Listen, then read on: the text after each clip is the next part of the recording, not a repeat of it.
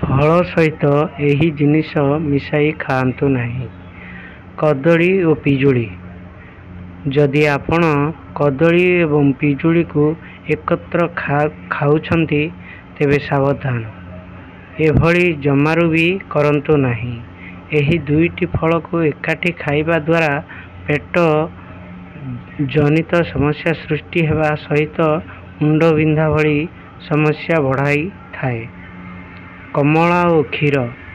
କମଳା ସାଙ୍ଗରେ କ୍ଷୀର ପିଇବା ସ୍ୱାସ୍ଥ୍ୟ ପାଇଁ ବିପଦଜନକ ହେବା ସହିତ ଛାତିରେ କଫ ସୃଷ୍ଟି ହୋଇଥାଏ। କ୍ଷୀର ଓ ସପୁରୀ।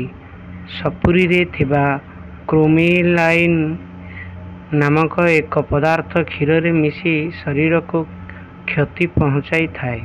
କ୍ଷୀର ଓ ସପୁରୀ ଏକତ୍ର ଖାଇବା ଦ୍ୱାରା ଆପଣଙ୍କ ଗ୍ୟାସ୍, ବାନ୍ତି, ମୁଣ୍ଡବିନ୍ଧା ଓ ପେଟ ଯନ୍ତ୍ରଣା ଭଳି ସମସ୍ୟା ଦେଖା ଦେଇପାରେ। ଜୟ ଜଗନ୍ନାଥ। ସ୍ୱାମୀ ନୟନ ପଥଗାମୀ ଭବ ତୁମେ।